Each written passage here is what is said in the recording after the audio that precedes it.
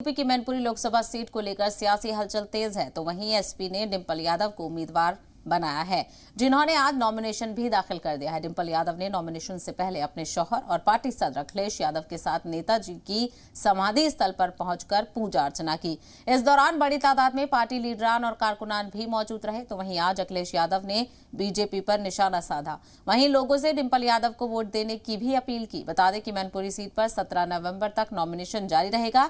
इसके बाद 18 नवंबर को नॉमिनेशन वालों की जांच होगी, जबकि 21 नवंबर तक नॉमिनेशन लेटर वापस लिए जा सकेंगे। वहीं मैनपुरी में 5 दिसंबर को वोटिंग होगी और 8 दिसंबर को काउंटिंग होगी, जिसके बाद नतायज भी सामने आ जाएंगे।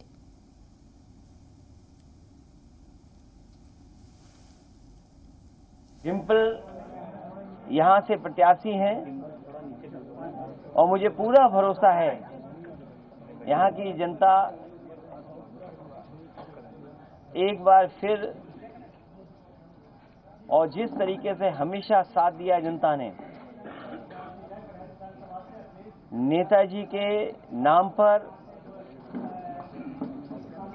इस चुनाव को ऐतिहासिक वोटों से जिता करके जनता भेजेगी।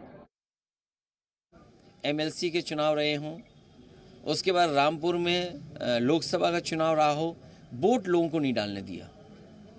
उसके वीडियोस लोगों के पास हैं, जिस तरीके से प्रशासन की ताकत से और पुलिस प्रशासन लगा के वोट नहीं डालने दिया।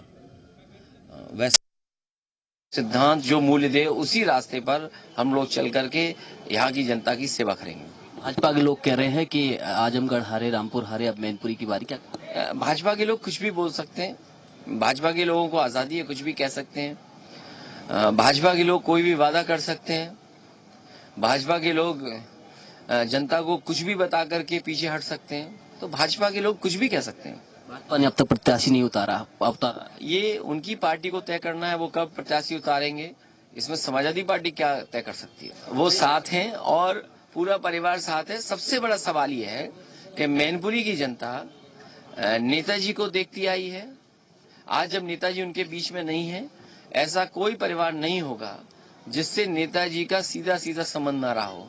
और कोई 1-2 दिन की राजनीति नेताजी की नहीं थी, पूरे जीवन भर इस क्षेत्र में जनता के बीच में रहे हैं। इसलिए यहाँ की जनता ऐतिहासिक वोटों से समाजवादी पार्टी को जिताने जा रहे हैं। ये पार्टी नेताजी की है, सिंबल उनका दिया हुआ है। धन्यवाद। ये थे अखिलेश यादव जी, जिन्होंने जी मीडिया से खास बातचीत की। अतुल सक्सेना, जी मीडिया, मैनपुरी। तो आपने देखा किस तरह से सियासी सरगर्मियां देखी जा रही हैं। मैनपुरी की सीटें, हालांकि समाजवादी पार्टी का इस सीट पर काफी लंबे अरसे से कब्जा रहा है, क्योंकि समाजवादी पार्टी के बानी मुलायम सिंह यादव इस सीट से लड़ते हुए नजर आए हैं और आपसी लगाव भी उनका मैनपुरी के लोगों से रहा है। और उसी का हवाला देते हुए अखिलेश यादव आज वोटों की अपील करते हुए नजर आए। चूंकि आपको बताते चले, अखिलेश यादव ने अपनी अहलिया डिंपल यादव को इस सीट से उम्मीदवार बनाया है, क्योंकि इस सीट पर अब बाई इलेक्शन होंगे। इसी मामले को लेकर सीधे बातचीत करेंगे हमारे नुमाइंदे अतुल सक्सेना इस वक्त हमारे साथ जुड़ गए हैं। अतुल, मैनपुरी सीट को लेकर सियासी जंग देखी जा रही है।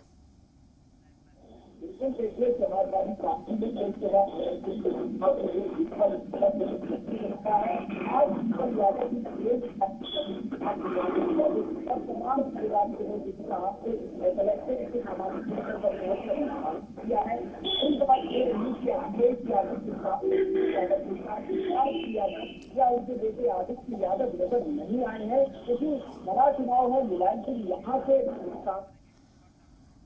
तो हम अपने नुमाइंदे से दोबारा जुड़ने की कोशिश करेंगे, उनसे राब्ता मुनक़ता हो गया, लेकिन फिलहाल आपको बताते चलें, जिस तरह से उन्होंने भी बताया, सियासी हलचल तेज देखी जा रही है। हालांकि समाजवादी पार्टी की जानिब से तमाम कवायद तेज हो चुकी हैं। उम्मीदवार का ऐलान कर दिया गया है। अखिलेश यादव की अहलिया खुद डिंपल यादव इस सीट की उम्मीदवार रहेंगी और इस सीट पर आज उन्होंने नॉमिनेशन भी दाखिल कर दिया है।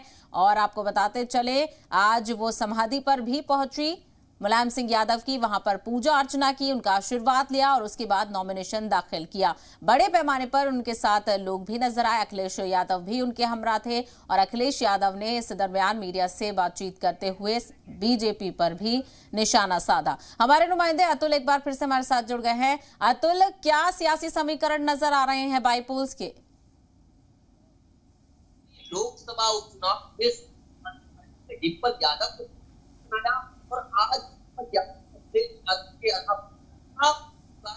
साथ में कलेक्ट्रेट पहुंचकर नामांकन दाखिल किया। बड़ी बात यह रही कि डिंपल यादव के साथ शिवपाल सिंह यादव नजर नहीं आए, ना उनके बेटे आदित्य यादव नजर आए। तो बड़ी बात यह है कि शिवपाल सिंह यादव का रुख अभी तक साफ नहीं हुआ है। और मैनपुरी लोकसभा की बात करें तो समाजवादी पार्टी का इस सीट पर लंबे समय से कब्जा रहा है। समाजवादी पार्टी लगातार इस सीट पर राज करती आई और समाजवादी पार्टी से ही मुलायम सिंह यादव अभी मौजूदा भी सांसद थे। लेकिन बड़ी बात ये है कि अब समीकरण बदल रहे हैं, क्योंकि अब 2019 का जो चुनाव हुआ उसमें समाजवादी पार्टी केवल 94,000 वोटों से जीती, जब मुलायम सिंह यादव खुद प्रत्याशी थे और बसपा से गठबंधन भी था।